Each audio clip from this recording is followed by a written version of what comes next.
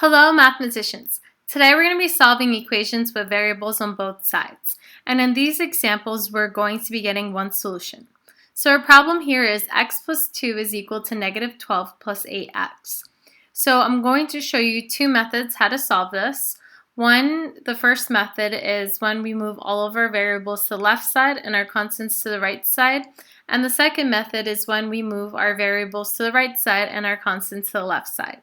So it doesn't matter how you do it, as long as you keep your equation balanced, you'll get the same answer, and I'll show you guys that.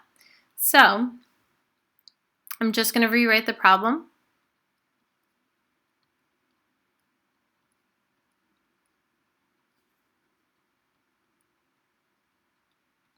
Okay, so our goal here for this first method is to get all of our variables to the left side.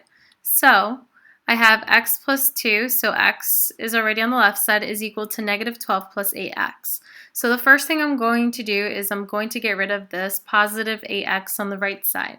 So in order to remove it, I have to do the inverse operation, which is subtraction. And I have to do the same thing on the other side to make sure my equation stays balanced. Okay, so here I have x minus 8x, which is the same thing as 1x minus 8x. And since we have a positive and a negative, we're going to subtract and keep the sign of the number with the greatest absolute value. So if I subtract, I get 7x. And the number with the greatest absolute value is negative, so it's negative 7x. And don't forget that this cancels out because they're opposites. And so now I'm left with negative 7x plus 2 is equal to negative 12. And now I have to move all of our constants to the right side. So that I have this plus 2. In order to get rid of it, I have to do the opposite, which is subtract 2 on both sides. And so this cancels out because they're opposites. And now I'm left with negative 7x is equal to, and here I have negative 12 and negative 2. Since the signs are the same, we add and we keep the sign. So negative 12 plus negative 2 is negative 14. And so now I have negative 7x is equal to negative 14. In order to get the x by itself, I have to divide both sides by negative 7 because here we have negative 7 times x is equal to negative 14. So if I divide both sides by negative 7,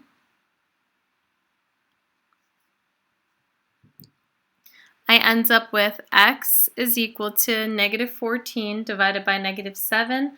A negative divided by a negative is a positive, and 14 divided by 7 is 2. So x is equal to 2 in this problem. So here I ended up with all my variables on the left side and all my constants on the right side. And now I'm going to solve this same equation, but this time I'm going to move all of our variables to the right side and all of our constants to the left side. So I'm going to rewrite the problem.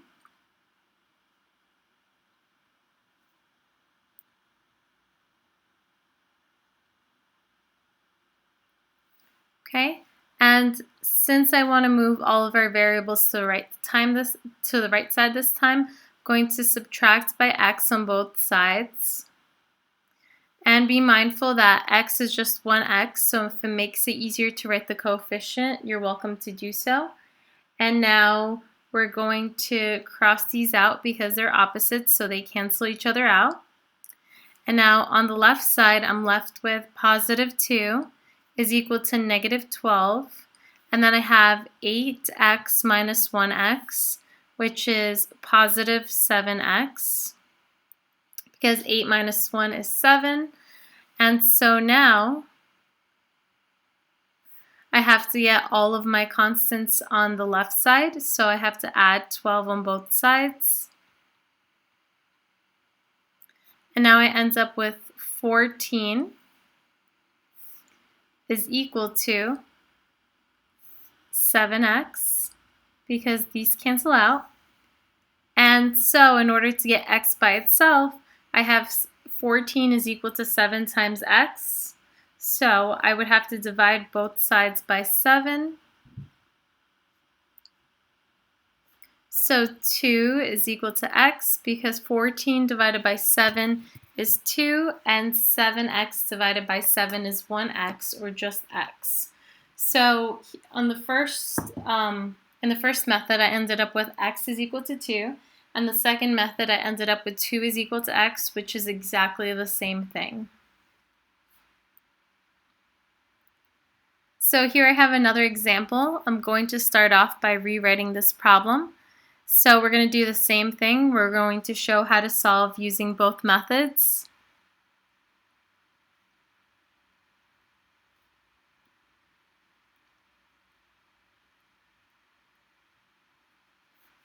And so if I want to move all of our variables to the left side, I'm going to look at the right side, and I have 4x here, and in order to get rid of it, I have to do the inverse operation.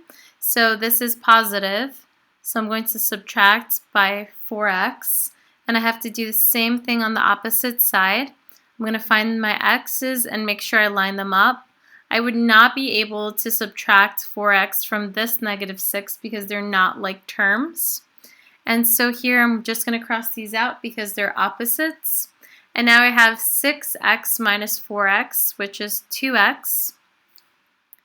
And here I'm still left with minus 6 is equal to negative 16. And now I'm going to move all of our constants to the right side. So in order to keep our equation balanced, here I have 2x minus 6.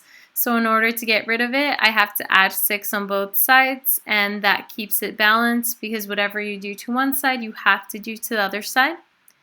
And now on the left side, I'm left with 2x because negative 6x and positive 6, negative 6 and positive 6 canceled each other out. And now here I have negative 16 plus 6. So since my signs are opposites, I do subtract. And so 16 minus 6 is 10. And I'm going to keep the sign of the number with the greatest absolute value, which in this case it's negative, so I end up with negative 10. So here I have 2x is equal to negative 10. So 2 times x is equal to negative 10. In order to get the x by itself, we have to divide both sides by 2. And so we're left with 1x, or simply x is equal to negative 10 divided by 2. So a negative divided by a positive is a negative, and 10 divided by 2 is 5. So x is equal to negative 5. So we're going to do the same thing. I'm going to rewrite my problem.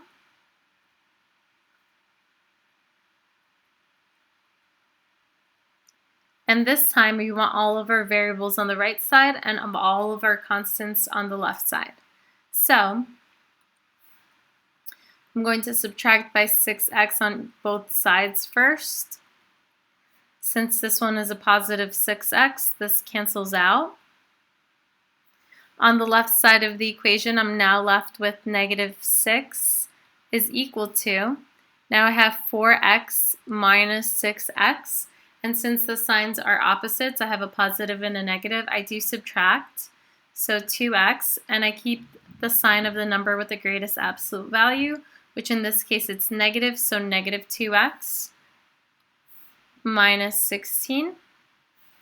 And now I want all of my constants on the left side. So in order to get rid of this minus 16 or negative 16, I have to do the opposite, which is add 16 on both sides. And these two opposites cancel out. Now I have negative 6 and positive 16. Since the signs are opposite, I subtract. And I keep the sign of the number with the greatest absolute value, which is positive. So 10 is equal to negative 2x. And here to isolate my x, since I have 10 is equal to negative 2 times x, I have to divide both sides by negative 2. So 10 divided by negative 2 is negative 5.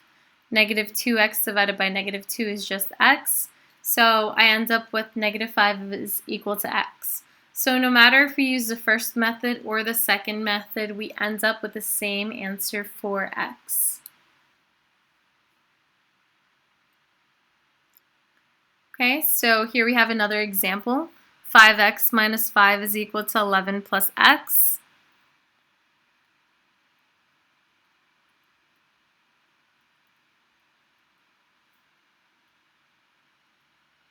So here we're going to move all of our variables to the left side and constants to the right side. So in order to get rid of this x, I simply subtract by x because this is plus x. So minus x on both sides to keep our equation balanced. These are opposites, so they cancel out. 5x minus x is the same thing as 5x minus 1x, which is 4x. So 4x minus 5 is equal to 11. And now I have to get all my constants on the right side. So since I have minus 5, I would have to add 5 on both sides. And this cancels out. So I'm left with 4x is equal to 11 plus 5, which is 16. And so now I have 4x is equal to 16. So 4 times x. So in order to get rid of that, I would have to divide both sides by 4 if I want to isolate my x. 4x divided by 4 is simply x. And 16 divided by 4 is 4. And so I'm going to do the same thing, except I'm going to move all of my variables to the right side and my constants to the left side. So 5x minus 5 is equal to 11 plus x. Okay, so if I want to move all of my variables to the right side, I have to subtract both sides by 5x.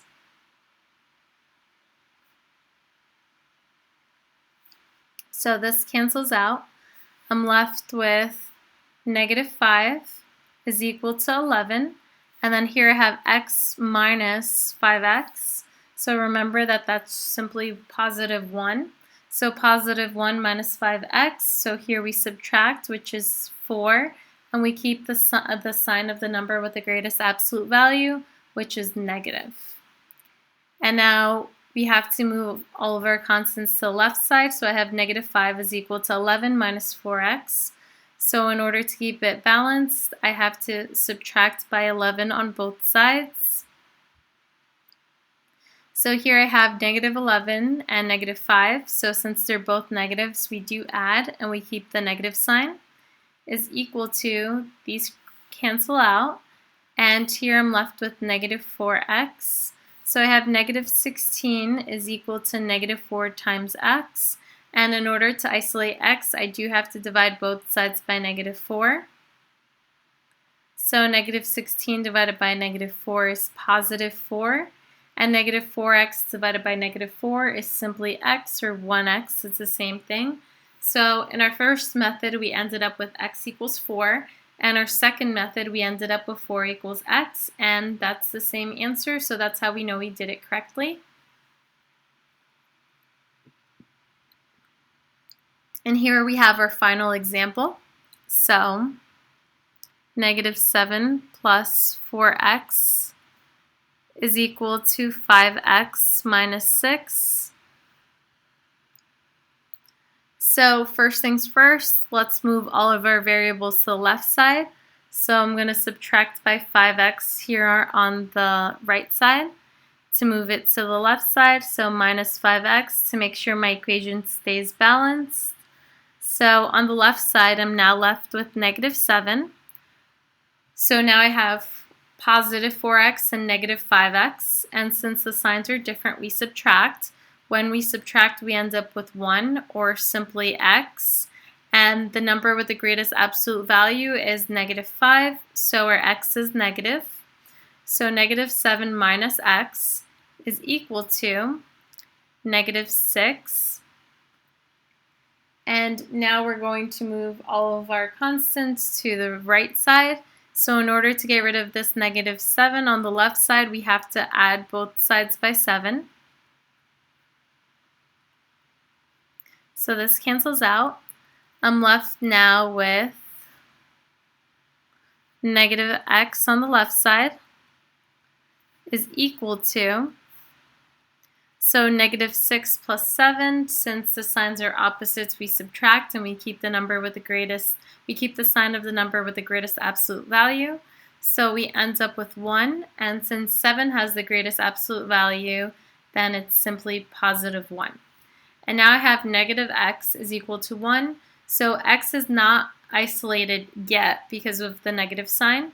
So in order to get x by itself, we do have to divide both sides by negative 1 because this is the same thing as negative 1x is equal to 1. So if we divide both sides by negative 1, we end up with x is equal to negative 1. All right, and we're gonna solve the same equation here.